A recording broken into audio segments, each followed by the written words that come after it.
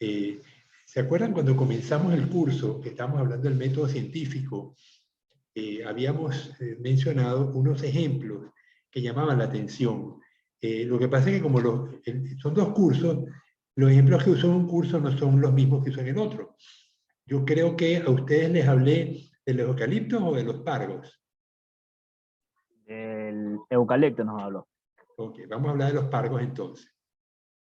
Les cuento que un capitán de barcos atuneros, que era vecino en la organización donde yo vivía en Venezuela, él me contaba que pasando frente a Tumaco al sur de Colombia, en el Pacífico, se encontró con una mancha roja. Ellos están acostumbrados a ver manchas, ¿no? Porque justamente detectan los cardúmenes de atún por la turbulencia que crea el atún cuando se está alimentando, y crea una zona donde la luz se refleja de manera distinta en la superficie. Eso permite identificar los bancos de atunes cuando están comiendo los pequeños pelágicos de los cuales ellos se alimentan, ¿no? Pero ellos están acostumbrados a ver manchas, pero esta mancha era de un color distinto, era roja. Cuando acercan el barco a ver qué pasaba, encuentran que eran pargos colorados de gran tamaño, subiendo en la superficie. Buenos días, José Murillo, ¿cómo estás? Estaban en la superficie los pargos y les llamó mucho la atención. A ver, porque ¿dónde vive el pargo normalmente?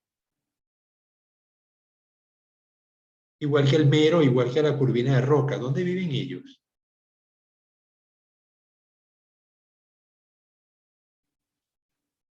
A ver, María, no identifica.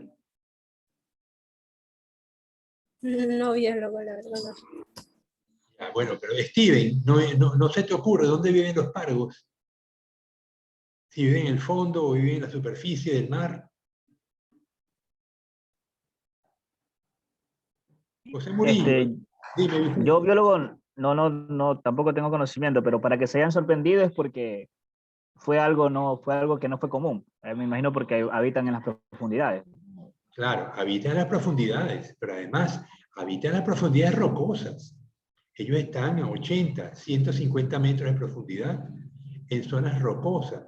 Para pescar pargo no se usan redes, se usan anzuelos, se usan nazas, se usan palangres, pero redes no, porque se destruirían al caer sobre las rocas. Entonces el pargo está en unas condiciones de baja densidad en las zonas rocosas, pero aquí teníamos un cardumen de pargo en la superficie del mar, cosa completamente inusual. Entonces, vamos a ver si podemos lanzar algunas hipótesis de cómo explicamos la presencia de ese pargo en ese sitio.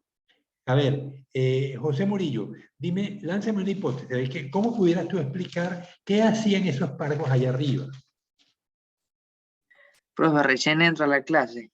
No Preguntó importa, algo antes. no importa. Tenemos un barco navegando en el mar cerca de la costa de Colombia, un barco atunero, y se consigue con una mancha roja de pargos en la superficie del mar. Ya dijimos que el pargo vive normalmente en zonas rocosas en el fondo, pero aquí teníamos un conglomerado de pargos muy grande. Estaban en la superficie. Estaban en la superficie.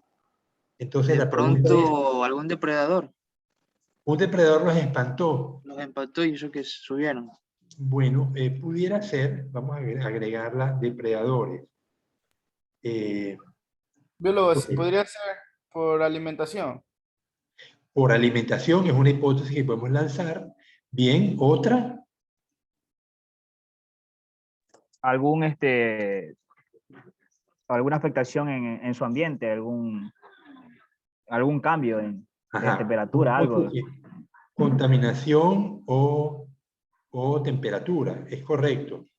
Esto pudiera ser un fenómeno cuando los animales están en las lagunas de cultivo y la temperatura se eleva, el oxígeno tiende a bajar porque el oxígeno es inversamente soluble a la temperatura. Cuanto mayor temperatura, menos soluble es el oxígeno en el agua.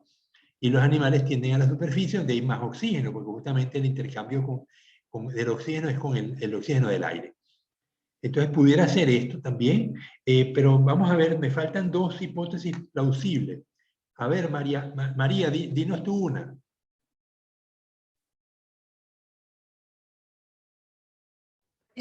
Por, por apareamiento. Por la Época de- reproducción, Ajá. correcto. Ok, y me falta otra, que los animales estuvieran migrando. Un proceso migratorio donde los animales abandonan su sitio de habitación normalmente y se desplazan a nuevos territorios.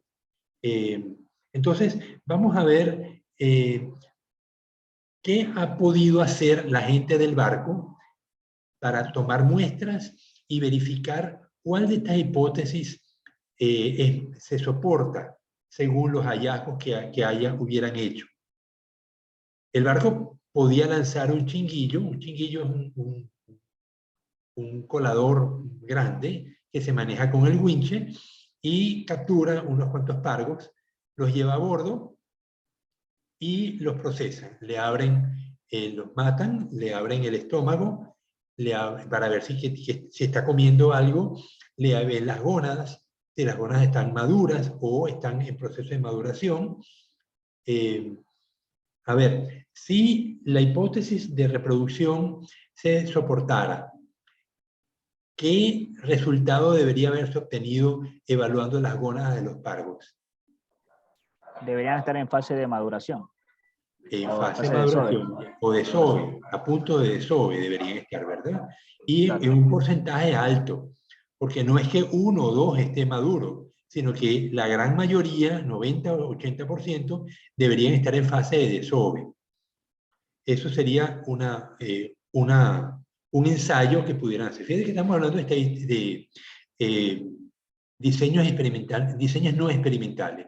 No podemos hacer experimentos, estamos simplemente observando un fenómeno de la naturaleza y lo que estamos es recogiendo muestras a posteriori. Y según el resultado de la muestra, pues se soporta una hipótesis o no. Entonces, si la mayoría de los pargos están maduros, uno pudiera decir, esto es un fenómeno reproductivo, los pargos viven en su ambiente rocoso, en baja densidad, pero durante la reproducción les convendría congregarse en grandes números para compartir mayor y conseguir pareja, empezando por allí, ¿no? Entonces, les conviene formar cardumen en la superficie. Con respecto a la alimentación, supongamos que no estaban maduros o una proporción pequeña era lo que estaba maduro. Entonces, no es la reproducción la que estaría explicando el fenómeno, pero ¿cómo debería estar el estómago si los animales estuvieran alimentándose? Llenos. Deberían estar llenos, correcto. El atún, cuando se detecta formando cardumen, formando brisa, lo llaman brisa porque el cardumen atunero cuando empieza a comer altera la superficie del agua con su nado y eso provoca pues cambios en la reflexión de la luz sobre el agua y le da esa identidad a la mancha. Bienvenido, Cris Moreira, Rodríguez Moreira. Entonces, si el estómago estuviera lleno, diríamos los animales se están reproduciendo, se están alimentando. Si el estómago está vacío, ahí no tendríamos un soporte para la hipótesis de alimentación, pero pudiera ser soporte para otras hipótesis, como por ejemplo la migración. Cuando los animales migran, ellos poco se alimentan, porque muchas veces no consiguen alimento en ruta, sino que ellos viven de la grasa que tienen acumulada. En el caso de los peces, la grasa no se acumula como en los mamíferos o las aves. Cuando ustedes procesan un pollo, Cris, ¿tú has procesado pollo algo? ¿Cocinas, Cris? El pollo, sí, una vez me tocó preparar mi propio almuerzo. Ok, Cris, pero cuando abres un pollo, te dan el pollo entero y tú lo abres, lo empiezas a separar en presas. ¿La grasa está distribuida uniformemente o está concentrada en unos sitios? Sí, está concentrada en algunos sitios. Ok, ¿sobre todo en dónde? En la pechuga, la pierna. las Ajá. piernas. Los músculos que Y, son bastante, necesitan bastante esfuerzo. ok. Y sobre todo en la parte del vientre, donde está el estómago, allí cerca del ano, las aves concentran enorme cantidad de grasa, más que en los sitios que mencionaste, Cris. Entonces, el hecho es que los mamíferos concentramos grasa. Bueno, si ustedes se miran ustedes mismos, se van a dar cuenta que cerca de la barriga, cerca de los brazos, cerca de las piernas, en la parte superior, la grasa suele acumularse. Entonces, los peces no. Los peces tienen la grasa distribuida por todo su cuerpo. Y en proceso migratorio, ellos utilizan la grasa que está dispersa, ¿no?, por su cuerpo. Ok, entonces, si hubiera, bueno, ustedes habían lanzado la hipótesis de la depredación, de que un depredador los mantenía en la superficie, pero los depredadores suelen actuar por periodos de tiempo relativamente cortos. Si los pargos permanecen en la superficie durante mucho tiempo, esto es evidencia de que no parece haber un proceso de depredación. Y luego habíamos también mencionado que puede ser un proceso ambiental, de que la temperatura se hubiera elevado en el fondo del mar y los hubiera hecho subir a la superficie. Ahí habría que lanzar sondas, ¿no? Sondas con termómetros o tener algún dispositivo que permita medir la temperatura. No sé si el barco lo tenía, el capitán no me reflejó esto, ¿no?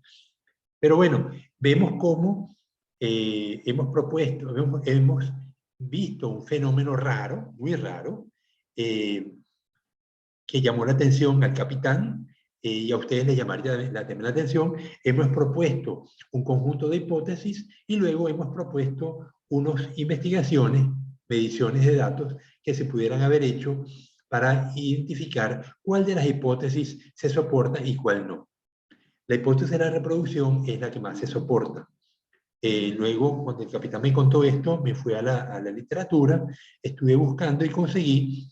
Merly Suplewicha, buenas tardes, bienvenida. Busqué la literatura y me conseguí que otro investigador francés había encontrado un fenómeno similar en las costas de África, ¿no? También pargos en la superficie, y él lanzó la hipótesis de que estaban reproduciendo. Bueno, ahora sí vamos a pasar la lista, a terminar, porque ya la teníamos iniciada. Entonces, Merly nos acompaña Cris. Buenas noches, biólogo. ¿Cómo estás, Merly? Y José Andrés Murillo también. Sí, estamos todos.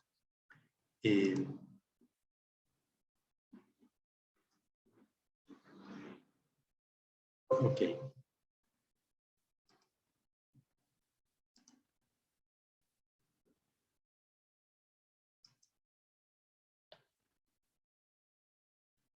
Bien, entonces vamos a... lo que pasa es que mientras esperábamos que ustedes llegaran, estábamos discutiendo un tema que habíamos iniciado con el comienzo de esta asignatura, que eran los diseños experimentales, y habíamos hablado de los fenómenos que llaman la atención a los investigadores. En este caso, era un evento de un barco atunero pescando frente a las costas de Colombia, y se encontró con una mancha roja que resultó eran pargos colorados, que estaban en la superficie, cosa que es inusual, y estuvimos lanzando hipótesis. Las hipótesis eran pues que estaban en reproducción, que estaban en proceso migratorio, que estaban alimentándose, o que había depredadores que los habían espantado, o que había un fenómeno de contaminación ambiental o de perturbación ambiental que los había hecho subir a la superficie.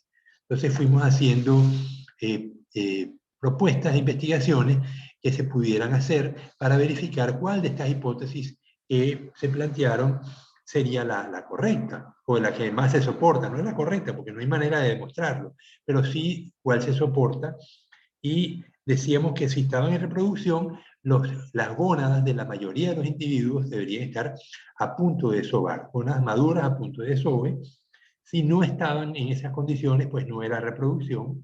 Si los estómagos estaban llenos, también en gran proporción, entonces es un fenómeno alimenticio. Los pargos abandonaron su hábitat normal para subir a la superficie a alimentarse. Cosa bien rara, ¿no? Porque el pargo vive en huecos, en grietas, y él espera que alguien pase por delante y se lo come. Entonces, ese tipo de depredadores oportunistas no suele estar en la superficie. En la superficie están los animales que persiguen a las presas, ¿no? Luego la hipótesis de migración, como decíamos, si los animales no se están alimentando y no están en reproducción, podrían estar en el proceso migratorio. Porque durante las migraciones los animales no saben si se van a conseguir comida en el camino y se alimentan de la grasa que tienen acumulada en su cuerpo. Para la parte de contaminación, pues habría que tomar muestras, ¿no? Cosa que el barco no hizo, o medir temperatura, medir oxígeno en el fondo, y el barco pues no estaba en condiciones de poder medir esos parámetros, ¿no? Y la parte de depredador, cuando los animales huyen de un depredador, huyen por periodos muy cortos de tiempo. Si los pargos permanecieron en la superficie durante una cantidad de horas, como parece ser el caso, pues no es un depredador, porque los animales se hubieran dispersado enseguida a su sitio de hábitat normal. Entonces, bueno, ya vemos cómo detectamos un fenómeno raro, lanzamos hipótesis, hicimos experimentos o planteamos experimentos que se pudieran haber hecho y sacamos conclusiones de qué es lo que puede estar sucediendo. Y finalmente, ¿por qué este comportamiento reproductivo de los pargos? Yo lanzo la hipótesis de que los pargos en zonas rocosas tienen pocos sitios donde esconderse. Entonces la densidad en esas zonas rocosas no es muy alta, pero cuando los animales se van a reproducir necesitan encontrar pareja. Entonces una manera más fácil de encontrar pareja es formar cardúmenes que salgan del sitio, al menos temporalmente, del sitio del hábitat normal y se concentren en algún lugar, en este caso en la superficie, de tal manera que la posibilidad de encontrar pareja aumenta mucho. Esto también se observa en los poliquetos. Los poliquetos de la familia Nereide, de la familia Eunícide, ellos tienen epitoques. Epitoques, no sé si lo vieron cuando vieron biología de invertebrados. Merly, ¿tú viste biología de invertebrados? Sí, biólogo. ¿La viste con? No, conmigo no la viste. No, vi con... El profesor Pincay, Ítalo Pincay. Sí, con él. Okay. Ya, bueno, yo no sé si Ítalo les mostró los epitoques. El gusano, como gusano al fin, tiene pues una cabeza con unas antenas y tiene para podio un montón de patas, un par de patas en cada segmento. Y cuando llega la época de reproducción, estas dos familias, Eunícide y Nereide, una buena parte del gusano, la parte posterior del gusano, se transforma. Las patas caminadoras se transforman en patas nadadoras. Y el intestino degenera y la energía se convierte en huevos. Entonces, eventualmente, durante ciertas fases lunares, el gusano se divide en dos y el epitoque, la parte reproductora del epitoque, abandona el fondo y se va a la superficie. Entonces, los epitoques de muchos gusanos ocupan la superficie del mar y allí explotan, literalmente explotan, y liberan las gónadas al agua. Los espermatozoides y los huevos fertilizan y forman los cigotos que van a formar la siguiente generación de gusanos poliquetos. Les digo que literalmente explotan porque me explotaban debajo del microscopio. Si yo no limpiaba bien, pon tú que yo estaba observando gusanos y por alguna causa tenía un gusano de una especie determinada y dejaba la cápsula de Petri sin lavar. Cuando ponía otro gusano de la misma especie, pero que estaba en fase reproductiva, yo veía cómo el gusano de repente empezaba a retorcerse, y de repente explotaba y ya bañaba microscopio, mesa, me bañaba la cara y tenía que salir al baño a lavar, a limpiarme, ¿no? Entonces, esto es un comportamiento de algunos poliquetos. Ellos se concentran las capas musculares de los gusanos hasta hacerlos reventar y liberar los espermatozoides, los óvulos que están contenidos en los distintos segmentos del celoma de estos animales. Entonces, bueno, ya les narré lo que son los epitoques, pero esta curiosidad de que hay animales que se concentran en la superficie del mar durante los periodos reproductivos. Bien, volvamos entonces a la asignatura. En la clase pasada habíamos comenzado el capítulo 2, que era comparación de dos poblaciones. Habíamos hecho un ejercicio que no salió bien cuando estábamos verificando la distribución normal de unos datos usando la prueba Kolmogorov, Kolmogorov-Smirnov. No salió bien el resultado. Entonces yo les dije que lo iba a revisar y les voy a mostrar entonces un ejercicio donde sí sale bien, para que vean cómo se hace y en el futuro pues lo tengan, porque yo les voy a pasar estos archivos a su WhatsApp para que los tengan, y eventualmente pues si les toca hacer una prueba paso a paso, pues lo pueden hacer ustedes directamente. Les voy a compartir el Excel.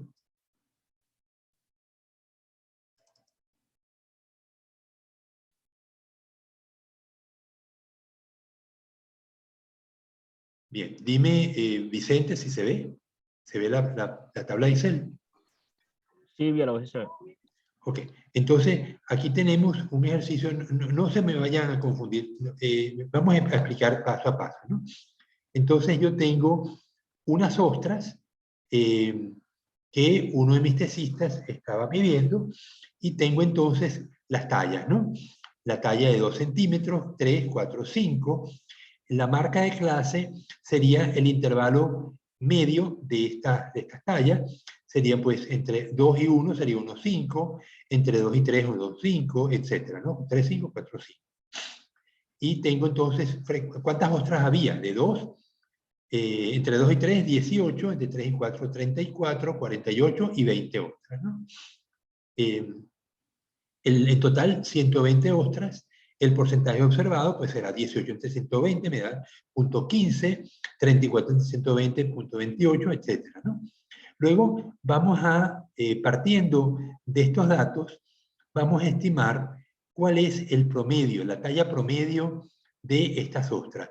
Lo tenemos en tabulado, en forma de tabla. No tenemos los datos de campo, que serían 18 veces 2, 34 veces 3. Eso no lo tenemos en forma de tabla. Y como tabla, las tablas podemos tener miles de datos, pero de una manera muy comprimida. Por eso es que los datos se guardan en forma de tabla, aunque perdemos precisión. Entonces, busquemos entonces el promedio, y ya déjenme poner esto a un lado. Ok, entonces yo tengo que, voy a calcular los promedios y las varianzas. El promedio, para eso necesito dos estimadores. La frecuencia y el valor del intervalo, ¿no? En este caso, 2, 3, 4 y 5.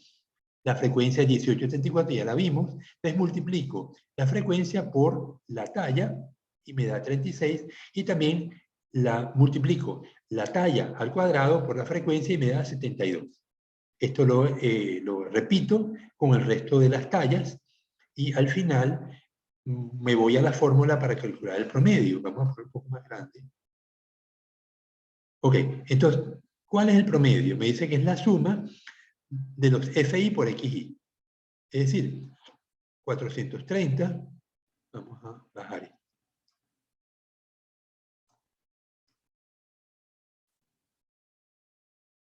Ok, entonces suma de FI por XI, 430 dividido entre 120 me da 358.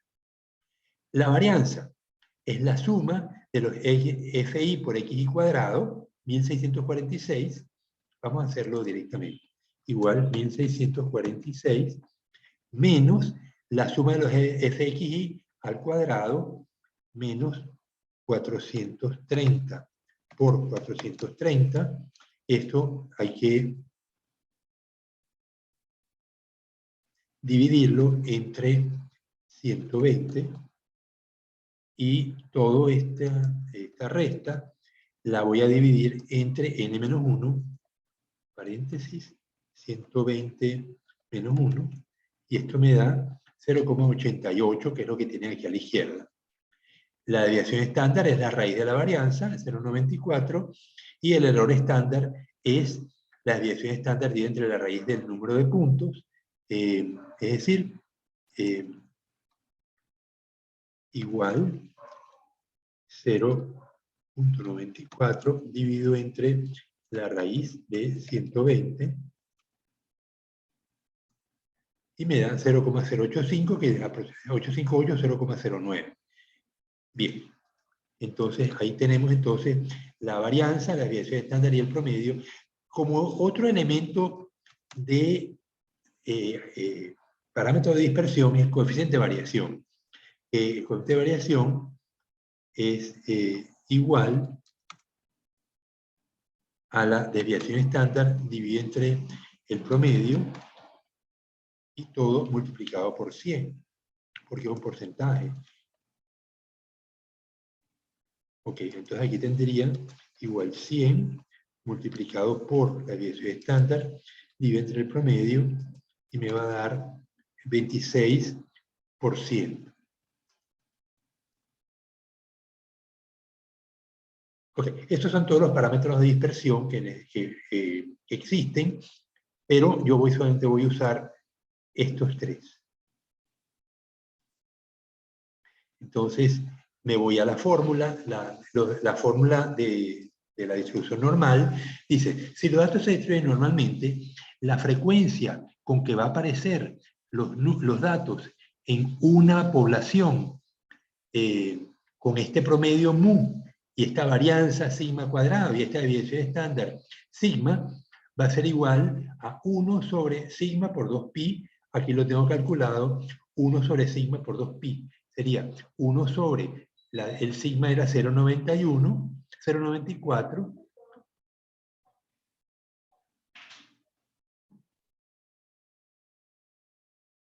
igual 1 sobre 0,94 multiplicado por la raíz de 2 por pi.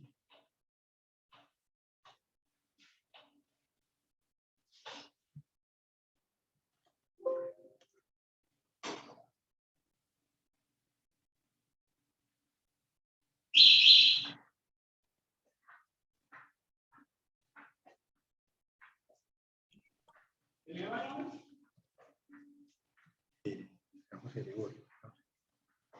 Está allá. ¿Puedo usar el baño de él? No, pero baño. Ok, entonces ven que me da 0,4426. Obviamente yo estoy usando menos decimales, por eso no me da igual 0,4244. Pero, y además es igual para todo. Yo lo hice, esta fórmula grande la dividí en dos segmentos para no equivocarme. Entonces, el primer segmento es igual en todos, porque no es más que sigma, 1 entre sigma por raíz de 2pi, y el otro elemento es exp, o sea, e elevado a la menos,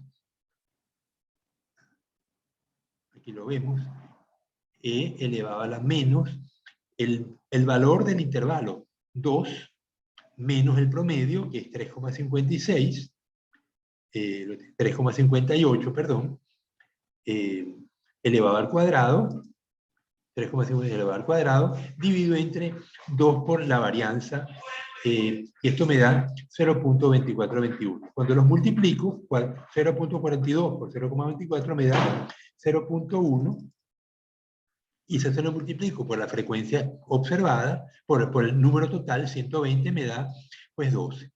Entonces, aquí estamos viendo que la frecuencia observada para una ostra de talla 2 es 18 y la esperada era 12.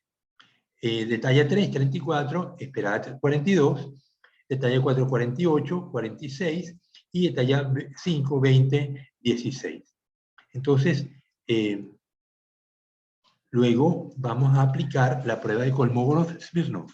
Para eso necesitamos las frecuencias relativas acumuladas. Entonces, yo tengo aquí las frecuencias absolutas, 0,10, 0,35, 0,38, y las voy a sumar.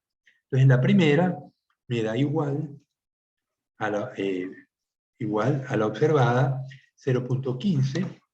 La segunda será igual a 0,15 más la siguiente frecuencia observada, que es 0,28. Luego eso lo llevo hasta el final y me da, entonces, 0,15, 43, 83, 1. Con respecto a la esperada, pues hago lo mismo. La primera igual a la que estoy observando aquí, y la segunda es igual a esta más la que le sigue, 45, y eso lo llevo hasta el final y obtengo mi frecuencia observada, frecuencia relativa acumulada observada y esperada. Eso lo grafico. Y aquí tienen la gráfica. Claro, hay una superposición bastante grande, así que la diferencia entre la frecuencia observada y esperada es muy pequeña. Eso significa que los datos de las ostras están distribuidos normalmente.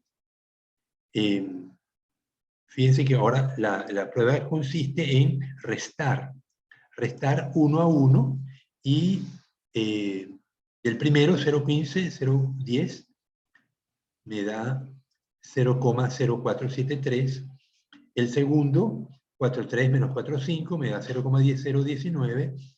El tercero, 8,3 menos 8,3, 0,0041. Y el último, 1 menos 0,97, 0,02.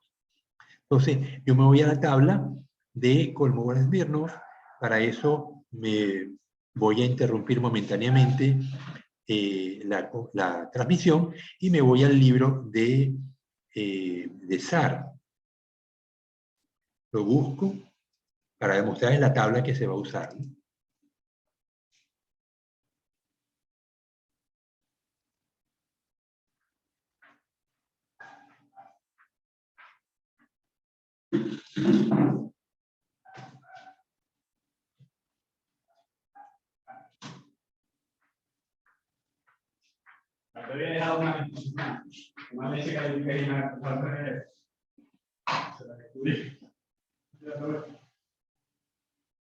Ok, entonces me voy comparto el libro de SAR. Todos deberían tener ya el libro bajado, porque es el libro que vamos a usar en este curso, aunque esté en inglés, pero es un inglés muy fácil de entender, y es uno de los mejores libros que existen en estadística en el mundo. Lo van a haber citado muchísimas veces.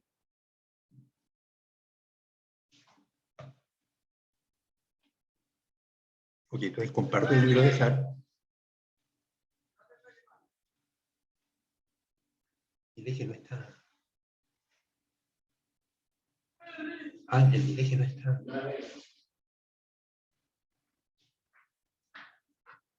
Y lo están viendo, María Ordóñez. Sí, biólogo. Ok, entonces busco, dice, valores críticos de Dmax para la prueba de Kolmogorov-Smirnov y bondad de ajuste para datos agrupados o discretos. 736. Entonces estoy en la página 2, me voy a la 736, no me va a mandar tan cerca, entonces tengo que seguir bajando hasta conseguir la distribución, la tabla de Kolmogorov.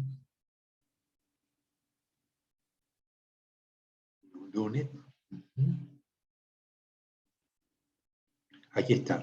Valores críticos del Dmax para Kolmogorov-Smirnov. Pero aquí me lo está dando para datos discretos o agrupados. Entonces tengo dos datos. No, esto no me sirve.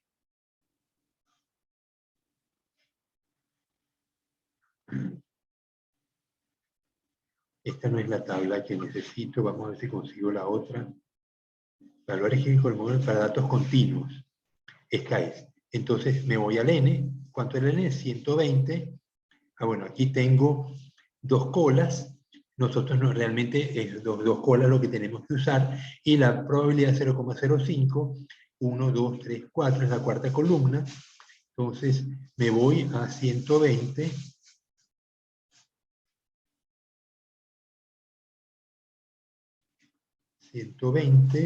Me dice que 0.1225. Entonces, ese es el valor crítico de la D. Paro de compartir y me voy a Excel.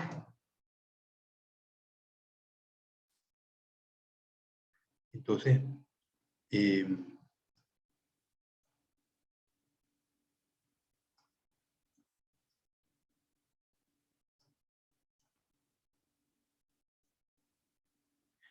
tengo que el valor, la diferencia máxima que encontré es 0,0041, que es menor a la diferencia crítica, que es 0.12.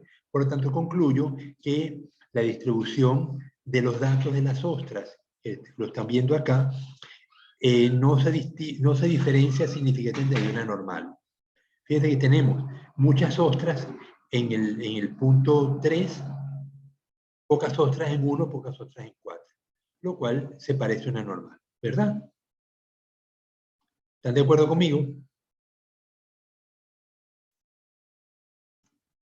Bueno, entonces hemos visto cómo se aplica la prueba de Kolmogorov-Smirnov a la distribución normal. Tenemos una distribución observada de ostras, una distribución esperada, que la conseguimos con la ecuación estimando los datos que debería tener la población si fuera una distribución normal, en función de ese promedio, la desviación estándar y la varianza, y comparamos los datos observados con los esperados y vemos que los esperados y los observados coinciden y, por lo tanto, tienen una distribución normal. Entonces, cuando aplicamos estos datos en una prueba de Shapiro-Wilk o de Kolmogorov, pues vemos que la prueba de Kolmogorov no nos da significativa. Entonces, estos datos los van a tener ustedes en su WhatsApp. Bien. Nosotros habíamos intentado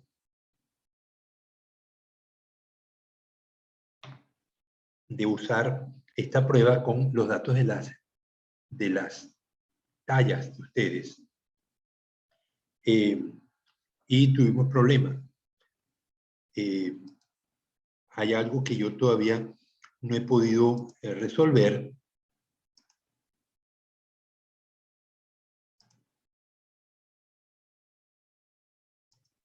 A ver si consigo.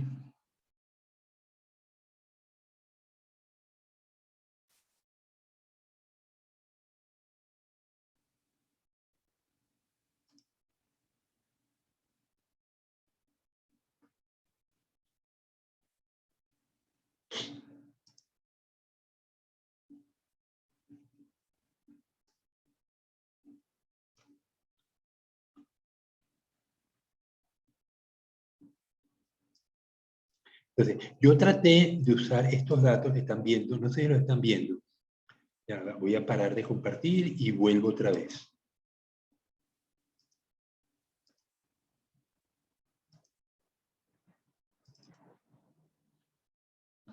Entonces, traté de usar los datos de las tallas, que aquí lo ven, talla de los caballeros, talla de las damas.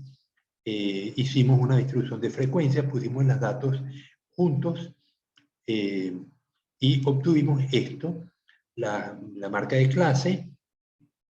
La clase, el menor era 1.47 y el mayor 1.78. Entonces establecimos estas marcas de clase, las frecuencias, 27 estudiantes, el valor porcentual absoluto y el valor porcentual acumulado. Y traté de aplicar la prueba de Kolmogorov-Smirnov a estos datos y no pude. Hay un problema que surgió cuando trato de estimar la frecuencia observada y me da unos valores 10 veces más altos, ¿no? No sé cuál es la causa, porque simplemente esto es un ejercicio como hubiéramos podido escoger cualquier otro, pero cuando yo sustituyo, vamos a...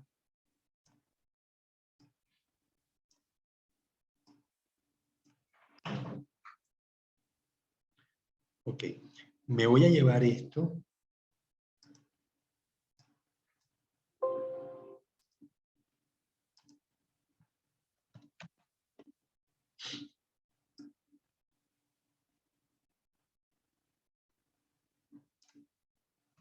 Me lo llevo a la prueba de Kolmogorov que hicimos antes.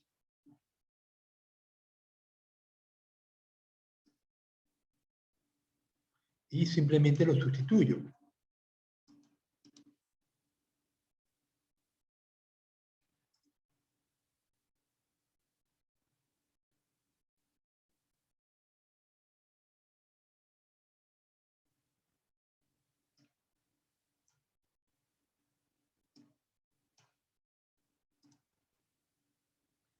Entonces,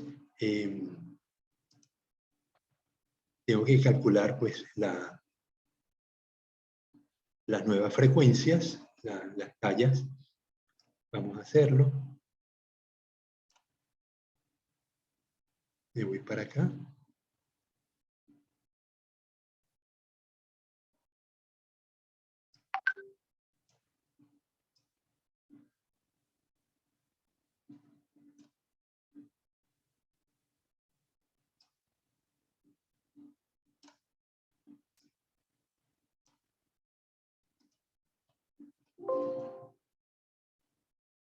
Necesito la talla y la frecuencia, simplemente. Copio, pego. Aquí tengo igual, frecuencia, a 1.45 está en 0. Ok, entonces ignoro esto.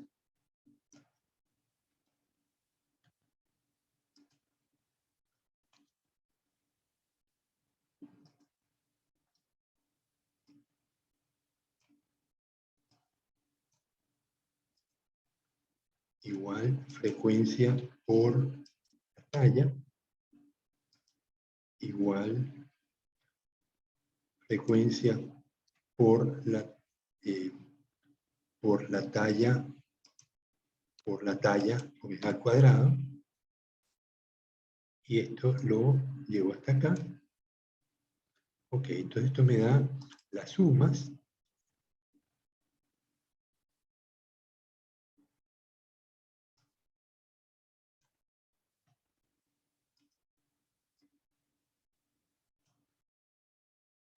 Bien, y me da entonces los nuevos valores. 166, varianza 0,01, desviación estándar igual la raíz de la varianza.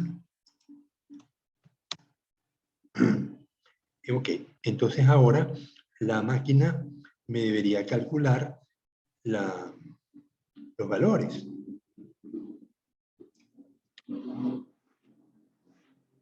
Y decirme, la primera frecuencia, pues no hay datos, lo ignoro.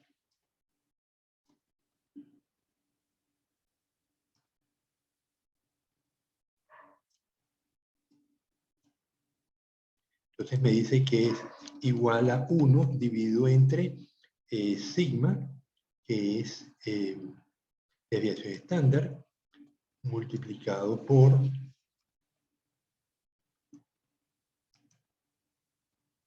la raíz de 2 por pi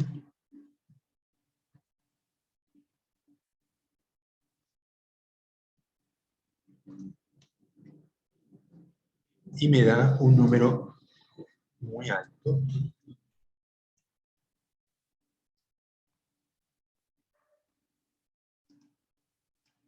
Obviamente es igual para todos, pero es extremadamente alto. Cuando yo aplico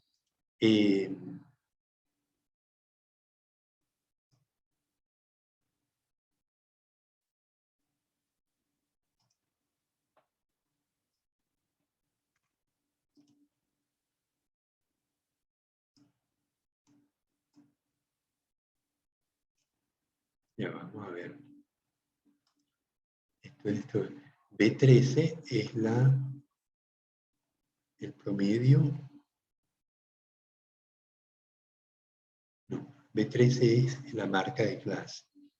1 punto, la talla, ¿no? La talla. Entonces, igual es menos B13 menos el promedio, C45. Vamos a ver. C45 tiene el promedio. C39. Le pongo C39 entonces.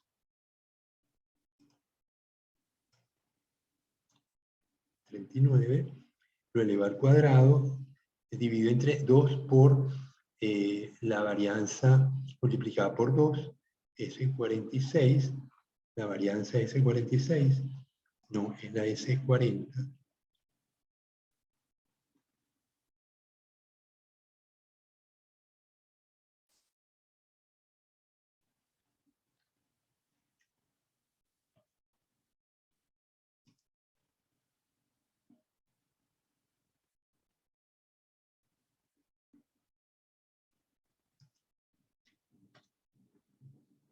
Nada, me quiere.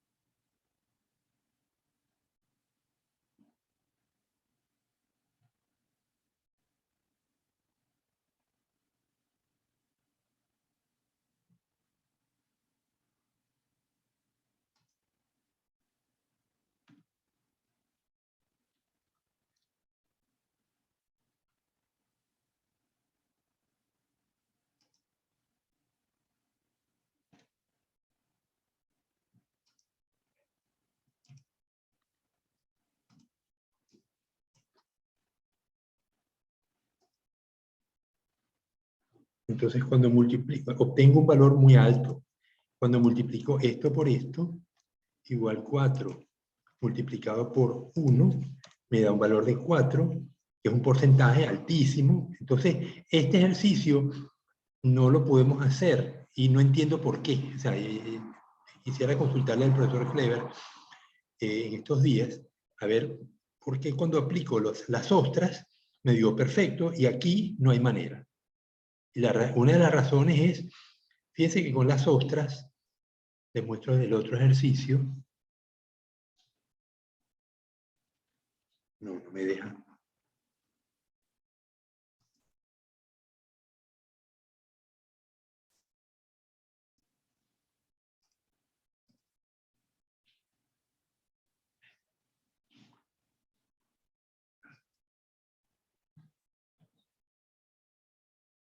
Con las otras nos dio perfecto. El primer valor da 0,15, perdón, 0,42 y el segundo 0,24. Cuando lo multiplicas a 0,1 multiplicado por 120 me da 12. O sea, valores perfectamente razonables. Pero cuando aplicamos los datos de la frecuencia de las tallas, da un disparate. Entonces, estas cosas uno no se las espera, pero bueno, sucede. Lo importante es que vemos que en el caso de las ostras funciona y obtenemos un dato verdaderamente comparable, ¿no? Y concluimos que la distribución de las ostras es normal. La otra prueba de la homogeneidad de varianzas es muy simple. Vamos Pero, ¿hay alguna duda sobre esto? Disculpa, Merly, Cris, José, dígame si tienen alguna pregunta. Lo van a tener en sus WhatsApp. Yo luego, Dime. en la ostra, la desviación estándar, ¿cuánto salió? Disculpe. En la ¿Qué ostra, valor? la desviación estándar sale 0,94. Ya. Porque como que en la otra sale 0,10, creo, ¿no? en Sí, la de los en la otra alumnos. los valores eran muy pequeños. Sí, No sí. sé si eso es una de las razones, José o Cris, pero el hecho es que no funcionó. Bueno, entonces esta es una de las pruebas que se usan para verificar normalidad, pero ustedes la pueden usar para comparar cualquier distribución entre los datos y una distribución X. No hay ninguna restricción en aplicar la prueba de Kolmogorov-Smirnov. Y ya vieron la tabla que se usa, ¿no? Entonces ahora vamos a salirnos de aquí y me voy al otro tema, que es la homogeneidad de varianzas. Muchas veces, ¿verdad?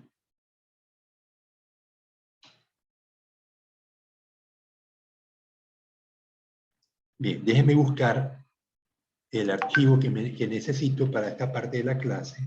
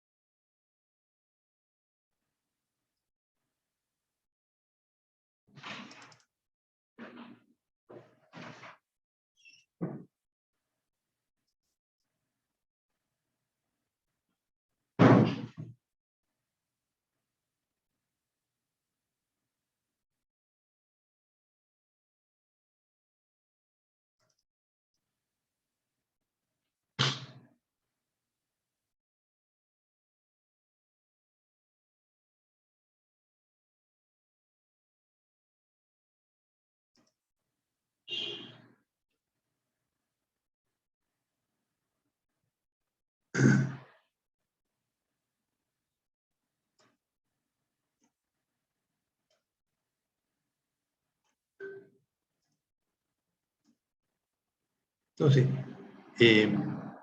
aquí tengo dos grupos. Esto también se los paso, ¿no? Aquí vemos, tengo se compara la cantidad de polillas. En este ejercicio lo tomé del libro de Sarr. Dice, se compara la cantidad de polillas que se cayeron en dos tipos de trampas y se desea conocer si las varianzas son homogéneas o no. Las varianzas. ¿Sabes lo que son polillas, verdad? Merly, ¿qué son las polillas? Supliwich, abre el micrófono. Bueno, José Murillo, ¿qué son para ti las polillas?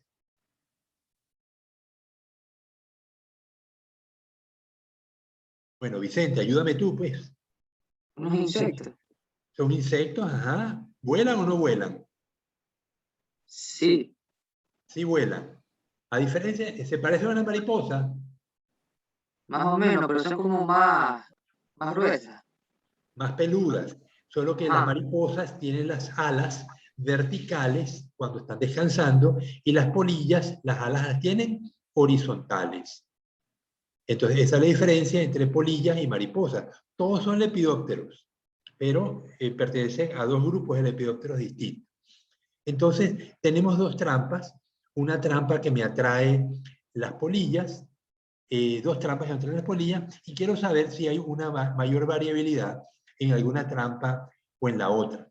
Entonces, coloqué la trampa en varios sitios. Aquí tengo sitio 1, 2, 3, 4. Una trampa la coloqué en 11 sitios y la otra la coloqué en 10 nada más. Y tengo las polillas que cayeron, 41, 35, 33. Se está viendo, ¿verdad? No, no se observa. Ah, no se observa. No, Caramba. no está compartiendo. Ah, ya, ok, ya. Déjame. Ahora sí. Ahora sí. Ok, entonces tenemos las 11 resultados de la polilla de la trampa 1, 10 resultados de la trampa 2, y yo quiero saber si las varianzas son homogéneas. Entonces, un método rápido es usar la prueba de Fmax. Para eso tengo varianza 1 y la varianza 2. ¿Cuál es la varianza 1? Igual var de la población y la otra igual var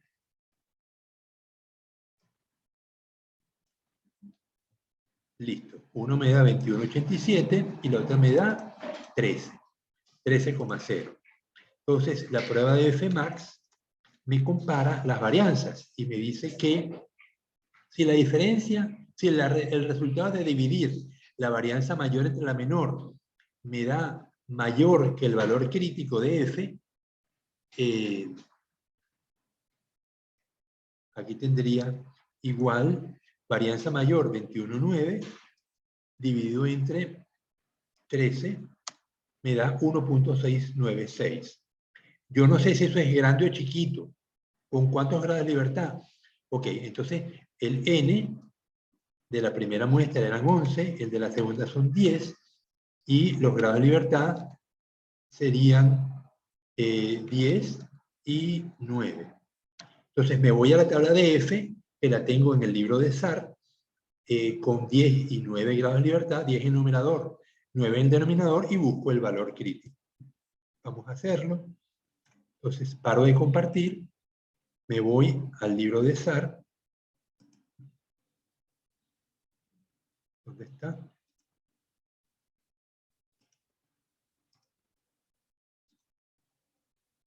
Aquí. Entonces, el libro de SAR tiene una de las grandes ventajas, es que en la segunda página me da las tablas. Entonces no tengo que estar sabaneando, buscando tablas, sino que directamente en la segunda página ya las tiene. Entonces busco la tabla de F, dice valores críticos de la distribución de F, en la página 680, entonces le pongo 680 aquí, y me voy. No llega, me da 676, tengo que bajar a 680, 678, 679, 680. Dime. Dime.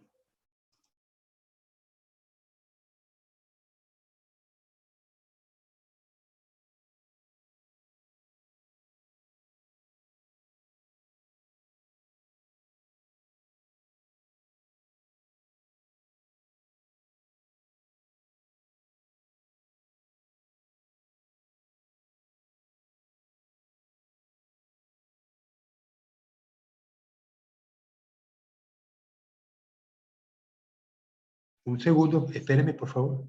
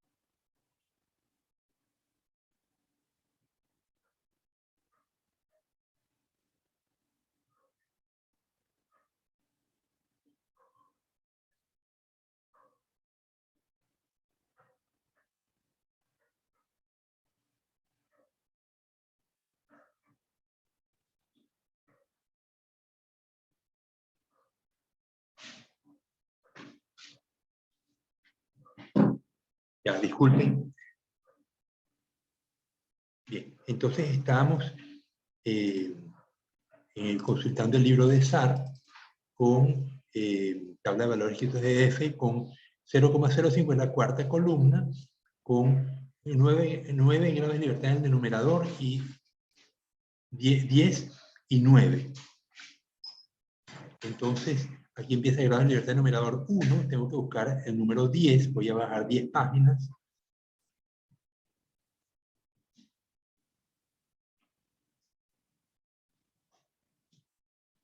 Seis, 7, 8, 9, 9. No, 10. 10 y el numerador y 9 en el denominador. Denominador 9 con 0,05 me da 3.96. Está aquí, ¿lo ven? José Murillo, ¿lo estás viendo? Murillo, dime. Cris, dime si lo ves tú, coño, yo necesito que lo vean, porque si no... Sí, Sí, se se puede observa. Ok, entonces me voy al Excel de nuevo.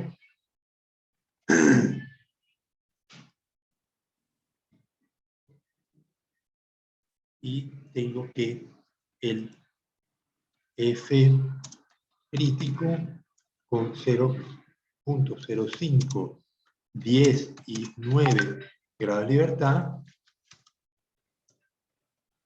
es 3.86. Como el valor que estoy obteniendo. Cónchales, no me dejan dar clase. ¿Vale?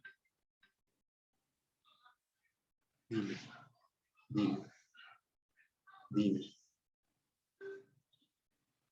Estás hablando con José. José Félix, que te equivocaste. Ya. Entonces, el valor crítico es 386, el valor de la tabla, perdón, el valor observado es 1,69, que es menor al 386, por tanto concluyo que las varianzas son homogéneas. Esto es una medida de comparar las varianzas, ¿no? La prueba de Fmax es la que tiene el Infostat y es la que tienen algunos, para que, por ejemplo, el Excel es la que tiene también. Pero muchas veces me ha pasado que cuando concluyo que las varianzas son heterogéneas, sin embargo, hay pruebas más precisas que el Fmax, que se llama la prueba de Bartlett, que es la que vamos a ver enseguida en este ejercicio. Entonces, ahí vamos a alterar los datos momentáneamente. Yo voy a copiar los datos originales, los voy a poner guardados en algún sitio. Esta es la trampa 2. Y voy a alterarlos para que las varianzas sean heterogéneas a propósito. Entonces voy a tener, bueno, ya, la verdad que antes de hacer esto, bueno, sí, vamos a hacerlo. Entonces aquí tengo 60, aquí tengo 35, tengo 80, 25, 46, 79, 32,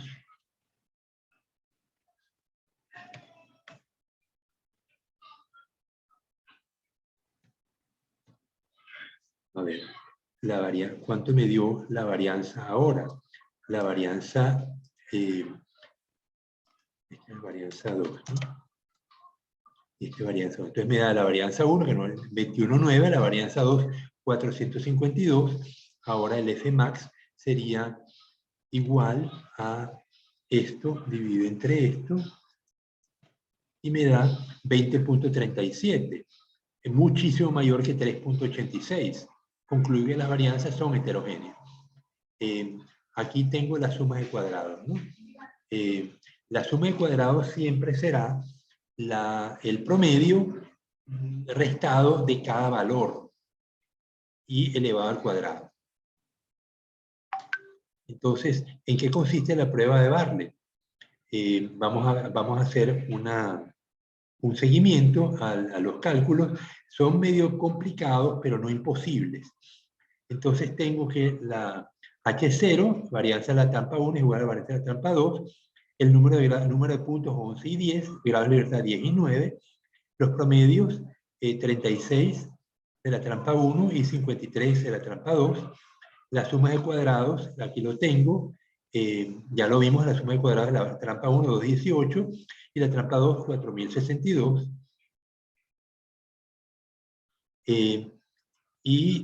Tengo aquí,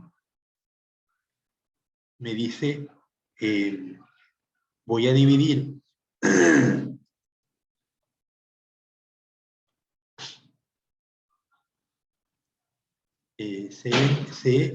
C19, que es la suma de cuadrados, igual suma de cuadrados entre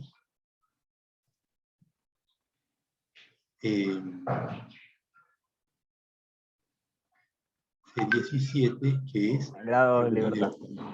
los grados de libertad. Ok, entonces la F max pues me da la...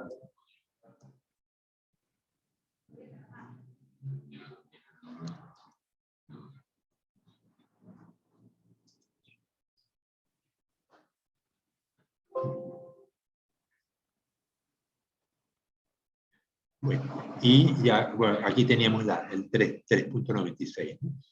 Entonces, pero...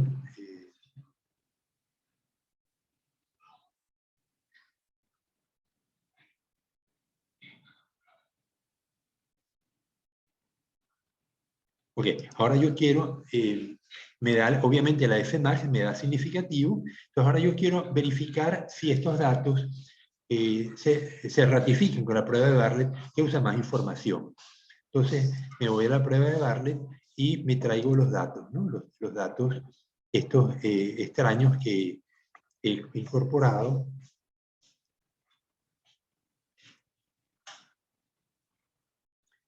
Ok, entonces la prueba de Bartlett funciona con 2 a n grupos. Es decir, aquí por ejemplo tengo 15 grupos. Aquí voy a tener 2 grupos, que es el ejercicio que estoy haciendo. Entonces tengo los primeros, la 41, 32, 33, la trampa 1 y la trampa alterada, ¿no? Entonces, ¿qué me pide la prueba de Bartlett? Pues me pide que las sumas de la suma de los puntos, 401, 536, y también me pide las sumas de cuadrados. Entonces tengo 218 y 4062, ya lo habíamos visto. Ahora me dice el número de puntos, los grados de libertad, 10 y 9, me lo suma, 19. Promedios, me estima los promedios de cada grupo, y aquí me dice suma de cuadrados por grupo. Entonces,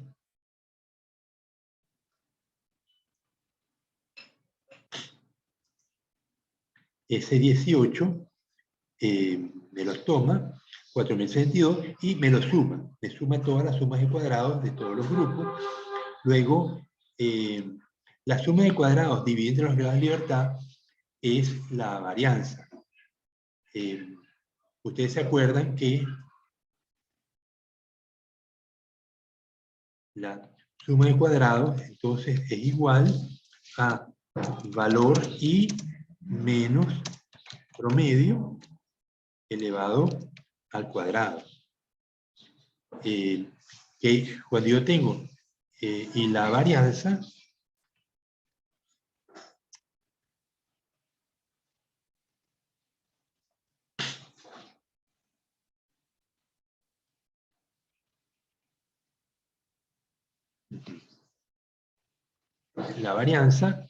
es igual a la suma de cuadrados dividido entre los grados de libertad.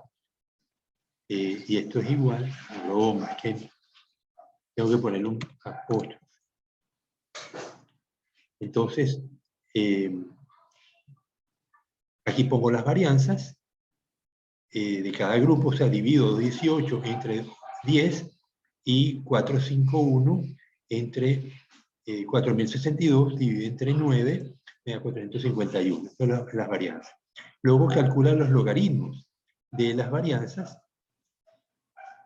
logaritmo neperiano, luego multiplica los grados de libertad por los logaritmos neperianos, entonces 10 por 309 me da 3085, y 9 por 6, 55, y me lo suma. Luego y hace el inverso de los grados de libertad. 1 entre 10, 1 entre 9, y me lo suma. Luego continúa la prueba de Bartlett, ¿no? Cociente de suma, me toma entonces ahora la R22, es esto, la suma de SSI, la suma de los grados de la suma de las sumas de cuadrados, me las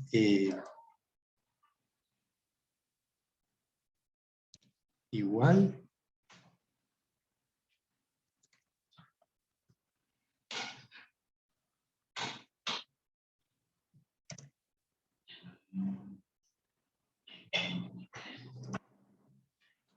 toma la suma de cuadrados de todos los grupos y la divide entre los grados de libertad totales, y me da 225, y le calculo el logaritmo neperiano a eso, 542.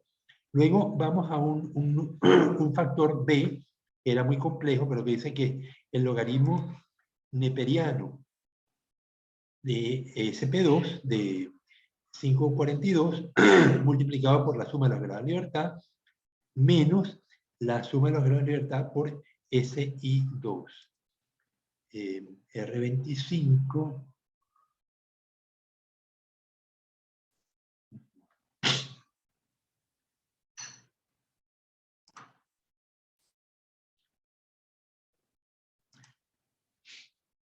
Bueno, aquí tengo logaritmo de SP2, 542, lo multiplica por los grados de libertad, por R20, por 19, y le resta la suma de los grados de libertad multiplicada por SI2, que está aquí, 85, 86, y me da un B17.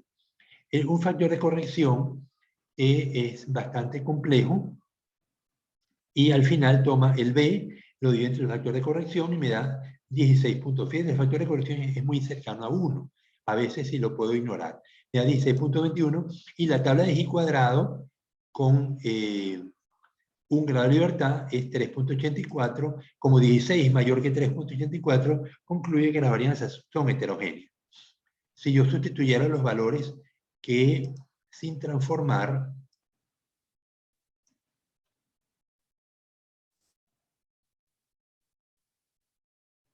Biólogo, ¿por qué con un grado de libertad en la anterior? A lo último. porque es la manera como se construye, ¿no? Ahí sí verá que no sé por qué decirte. Pero Como quiera, ya estaba planteado así, ya, como quiera se trabaja con eso. está planteado así, ya va.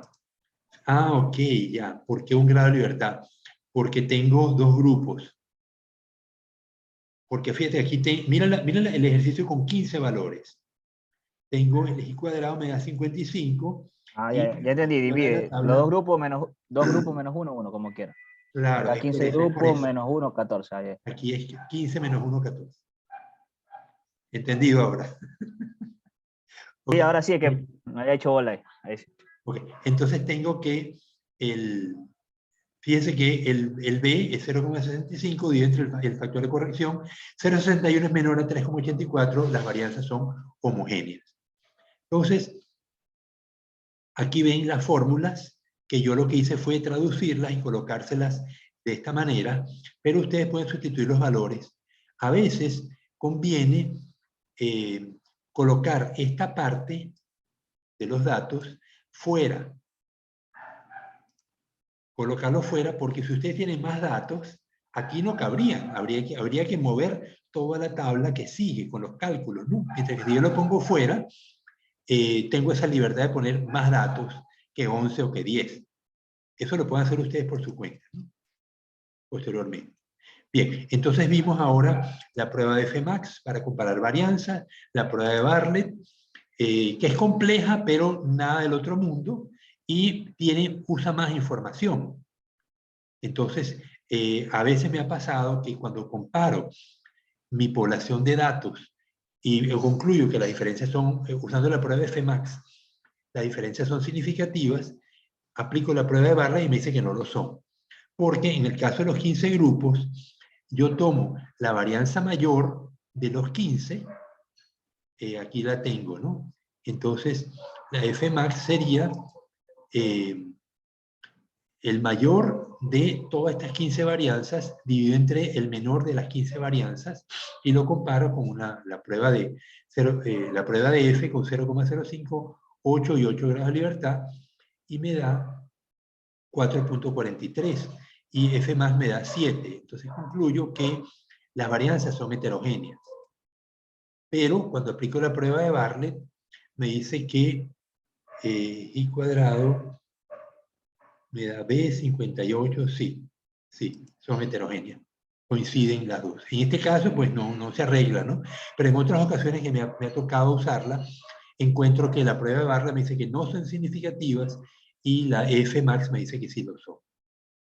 Por eso yo, cuando me da F más significativa, yo procedo a usar la prueba de Bartlett y confirmo. Si ambas me dan significativa, ya yo sé que las varianzas son heterogéneas. Vamos ahora con la prueba de Levene. La prueba de Levene para dos datos. Tenemos entonces igual la trampa 1, la trampa 2, y lo que me dice, este es el tomado de SAR, esta es la fotocopia de SAR. Entonces, ¿qué me dice que tenemos que hacer? Tengo los datos de la trampa 1, los datos de la trampa 2. Le voy a restar a cada dato, le voy a restar el promedio. ¿Cuál es el promedio de los datos de la trampa 1? El promedio era 36 y 53. No, perdón, estos son los datos alterados.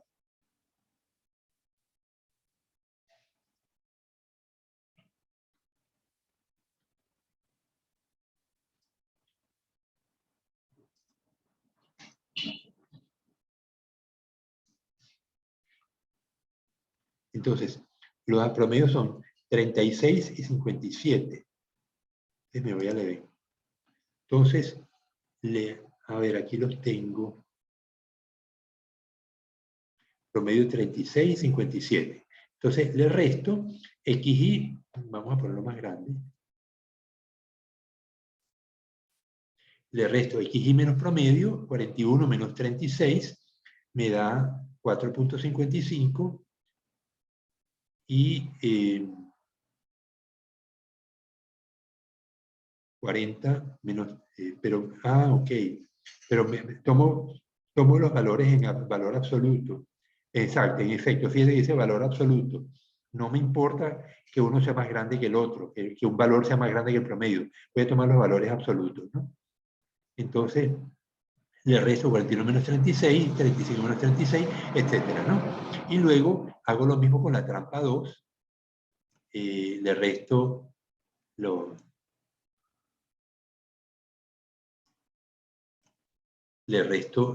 el promedio, en este caso 57, 52 menos 57, etcétera, ¿no? Luego me dice que sume los valores y aquí tengo las sumas de cuadrados. El K2, la suma de cuadrados es K2 menos K14. Ok.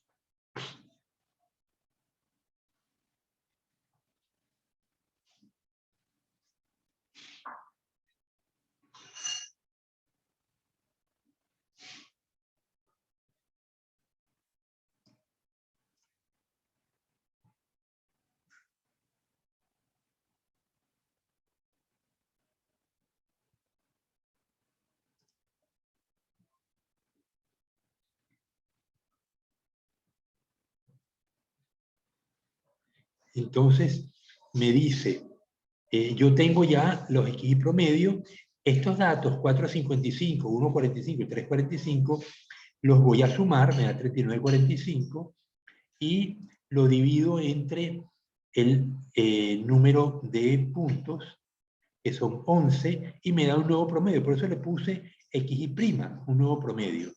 Luego me va a hacer la suma de cuadrados, pero con el nuevo promedio. Entonces me resta, dice, el 0,92, ¿qué es? K2 es 455, menos K14, que es el nuevo promedio, 3,6, y me lo eleva al cuadrado, y entonces tengo ahora un valor muy extraño, ¿no? 46 me da 955, 955 menos 3 me da 9 menos 3 son 6, 6%, ah sí, está correcto, 36, 35,51. Ok, esto me lo suma, de la suma de cuadrados, igualmente hace con la otra trampa, ¿no? Resta cada valor menos el promedio, obtén la diferencia en valor absoluto, obtengo el nuevo promedio, que es 577, se lo resta a cada uno, lo eleva al cuadrado, y tengo entonces la siguiente suma de cuadrados, 44. Entonces, ahora va a calcular una suma de cuadrados combinada. Entonces toma L15, que es la suma de cuadrados de la primera trampa, la suma de cuadrados de la segunda, la suma, y la divide entre los grados de libertad, 10 más 9, y me da 5.99, 92,9. Ahora estima un error estándar, que es me dice que es J19, que es esta suma de cuadrados dividida entre los grados de libertad, J10, la conserva. Esta suma de cuadrados ponderada, esto ya lo hemos visto cuando estamos usando la prueba TD-Student. Esto es igual a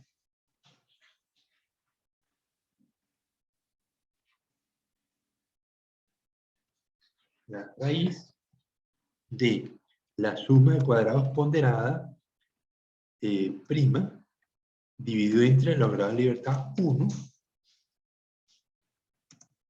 más suma de cuadrados ponderada 2 dividido entre los grados de libertad 2.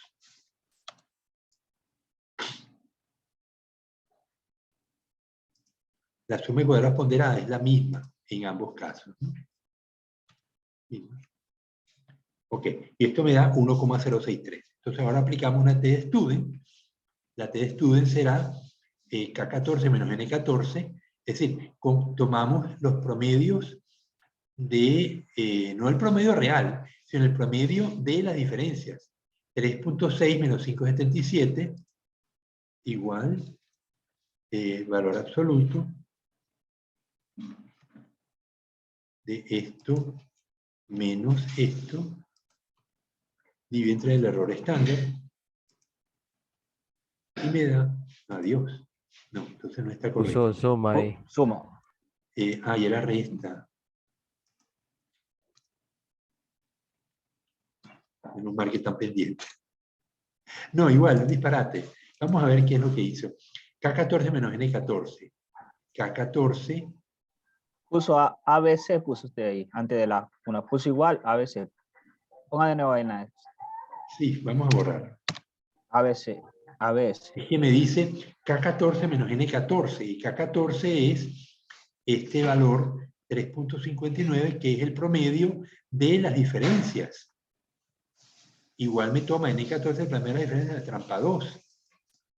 Entonces, me dice que es igual,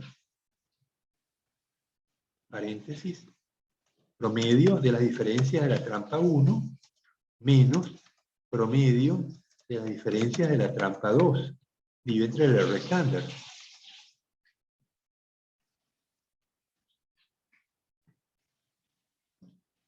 Y esto me da 0,7. Entonces el valor crítico de la TD-Student con 0,05 y 19 grados de libertad es 2,093, lo cual concluyo que las diferencias no son significativas y las varianzas serían homogéneas, ¿no?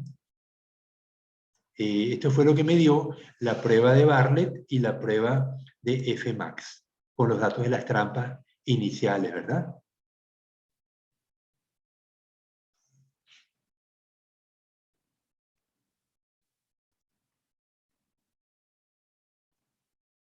Ok, entonces F más me da, esto no puede ser igual 21.9 entre 13.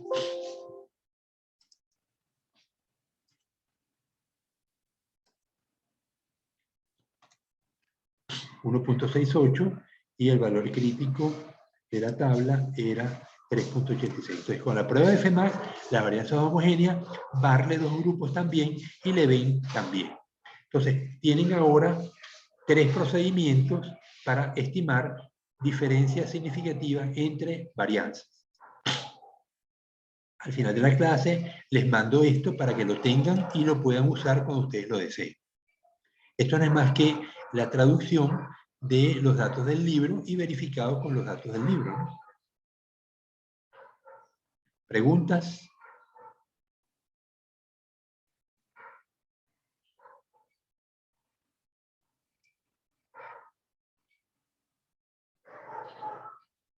Algunos autores van a ver que usan Levene, otros usan Bartlett, otros usan Fmax. Hay algunos estadísticos que no les gusta usar estas cosas, porque dicen que las pruebas de análisis de varianza, las pruebas paramétricas, suelen ser suficientemente robustas como para no darle importancia a la heterogeneidad de varianza. Yo no estoy de acuerdo, yo sigo mis reglas, trato de transformar los datos, y si acaso no puedo usar las paramétricas, puedo usar las no paramétricas. Pero el mismo SAR a veces dice que dejar de usar una prueba paramétrica, porque las pruebas de heterogeneidad de varianza, de homogeneidad de varianza, están indicando que la diferencia es significativa, es forzar demasiado la barra, ¿no? Pero él no da alternativas. Curioso que es el mismo autor del libro, ¿no? Pero siempre dice que las pruebas deben usarse, las pruebas de análisis de varianza deben usarse, aunque tengamos sospechas de que estamos violando, sospechas o seguridad de que estamos violando las normas, ¿no? Por eso también con Over, yo les mencionaba, no a ustedes esta mañana, que con Over decía que cuando tenemos análisis de varianza de varias vías, más de una vía, para lo cual no existen pruebas no paramétricas, uno puede usar rangos y repetir la prueba de ANOVA con rangos y comparar la prueba hecha sin los rangos, o sea, la prueba original y la prueba con rangos. Si ambas pruebas dan similar, ofrecen los mismos resultados, el uso de los rangos queda validado. Hay autores que no les convence eso, pero muchas veces no tenemos más remedio, no tenemos nada, ninguna otra alternativa. Y quedamos entonces, la alternativa es trabajar con pruebas de ANOVA de una vía. Y cuando tengo pruebas de ANOVA de 3 vías, la ANOVA de 3 vías es muy poderosa, porque me compara las 3 variables simultáneamente. Las pruebas de análisis de una vía me comparan una variable a la vez, pero no puedo medir interacción, no puedo asegurarme que los datos son reales. Y ese es el problema de la carencia de pruebas de análisis de varianza de más de una vía no paramétrica. Bien.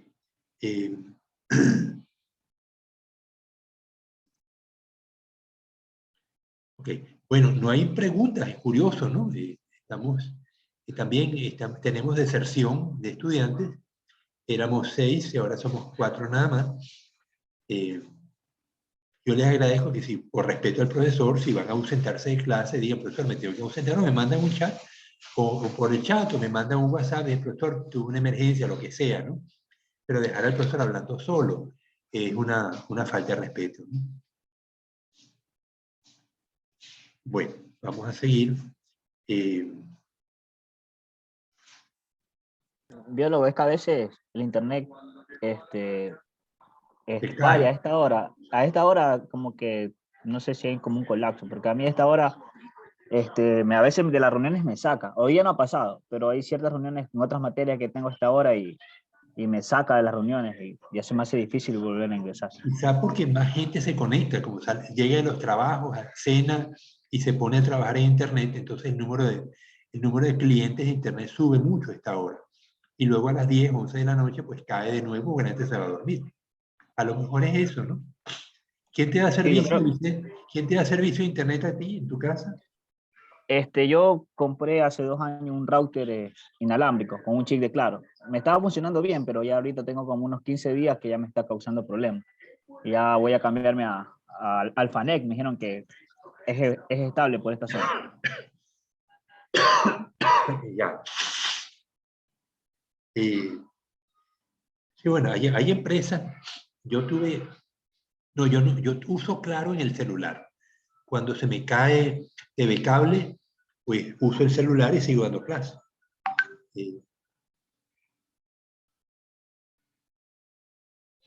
Sí, no tenía problema, funcionaba bien, pero ya tengo 15, 22 días que es de esta hora, 6, 8 de la noche, y no, de 6 a 9, y en la mañana tipo 12 a 2 de la tarde, también lento, lento.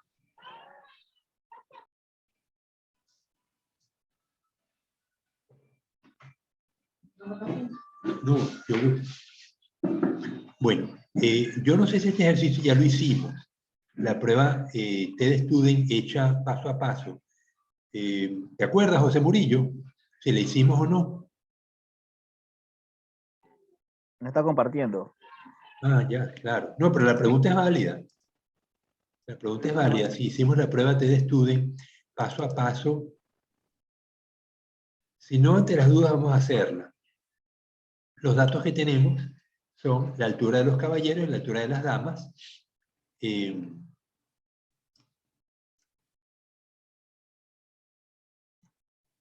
Entonces, necesito las sumas, sumo las alturas, calculo los promedios, las desviaciones estándar, el n, 16 y 11, los grados de libertad son 15 y 10,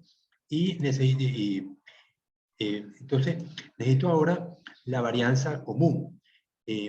Yo de cada grupo voy a obtener las sumas de cuadrados. Las sumas de cuadrados, ya vimos cómo se calculaba con la prueba de Leven, a cada valor le resto el promedio.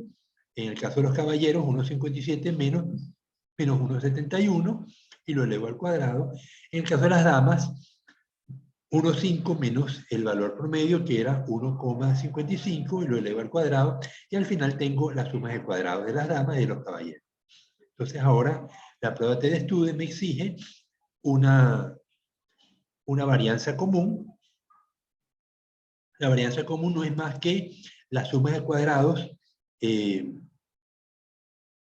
combinada. Sumo la suma de cuadrados de los caballeros más las damas y lo divido entre el número de grados de libertad de caballeros más damas y me da un valor de 0,0029. Eso es la varianza común. El error estándar será la raíz de esta varianza común dividido entre el número de puntos de 29, 16, más la varianza común 0,0029 dividido entre el número de damas 11 y me da un error estándar. La TED Student será la diferencia de los promedios 1,71 menos 1,55 dividido entre el error estándar común, me da un 7,31. La prueba de la tabla, TED Student de la tabla es 2,06 y concluyo que 7 es mayor que 2,06 y la diferencia es muy significativa. Entonces, eso es todo. O sea, la única complicación que tiene es el cálculo del error estándar. Eso siempre será el problema del cálculo de la prueba TED Student. Entonces, recordemos, tenemos los datos individuales, tenemos las sumas de cuadrados de los dos grupos, obtengo el promedio, le resto a cada valor su promedio, lo elevo al cuadrado, tengo la suma de cuadrados, lo sumo y estimo la varianza común, que es la suma de cuadrados de los dos grupos que estoy comparando, dividido entre los grados de libertad de los dos grupos. El error estándar será la raíz de ese valor dividido sucesivamente entre el número de puntos de cada grupo. Entonces tengo el valor común 0,0029 entre 16 más 0,0029 entre 11, lo sumo, le saco la raíz y me da 0,0213. Ese es el error estándar que muchas veces cuesta recordar cómo se obtuvo. Bien, eso es todo, ¿no? No tienen pues mayores inconvenientes. Cálculo de t-student, normalmente ustedes lo harán con las tablas, con Excel. Aquí está hecho con Excel. Vamos a hacerlo. Voy a repetir abajo. Igual prueba.t, paréntesis, pongo el primer grupo.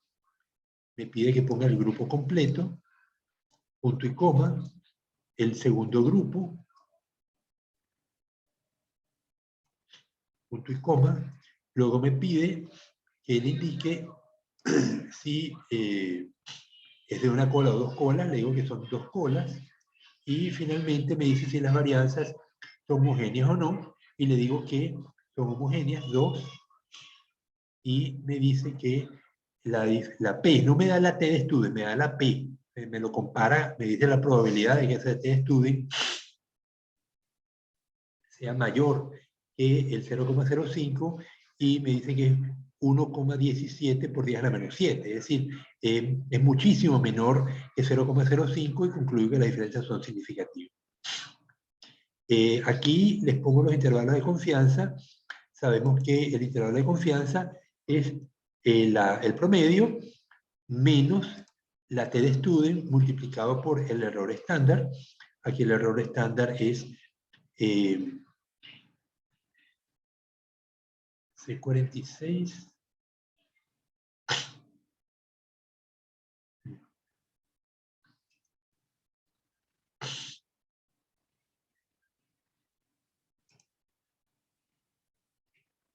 de 31.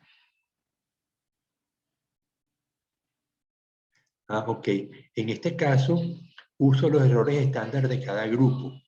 Por eso no uso el error estándar común, sino el error estándar de cada grupo.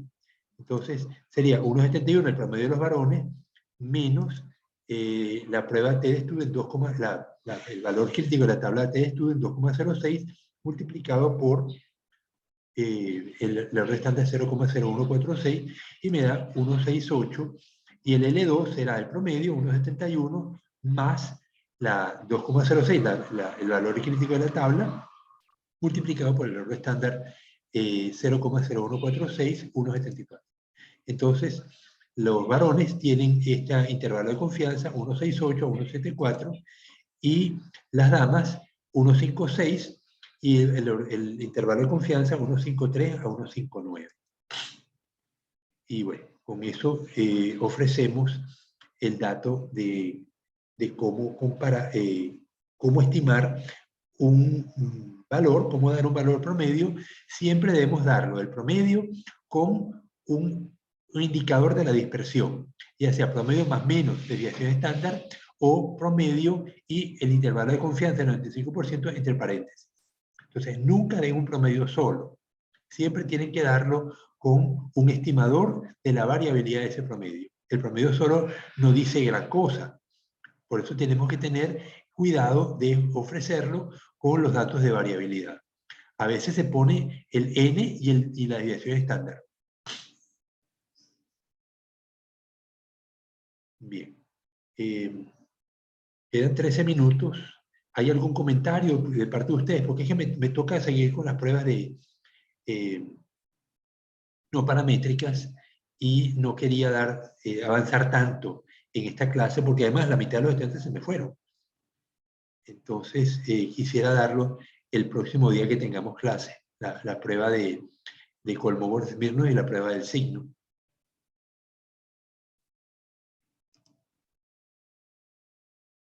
Bueno, cada vez somos menos. Entonces, vamos a parar la clase en este momento y nos vemos entonces el día jueves. Cris, María Alarcón, gracias por permanecer con nosotros.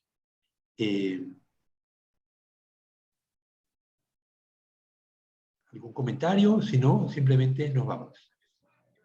No, ninguno biólogo. Gracias por la clase. Hasta Gracias a luego. usted, biólogo. Chao.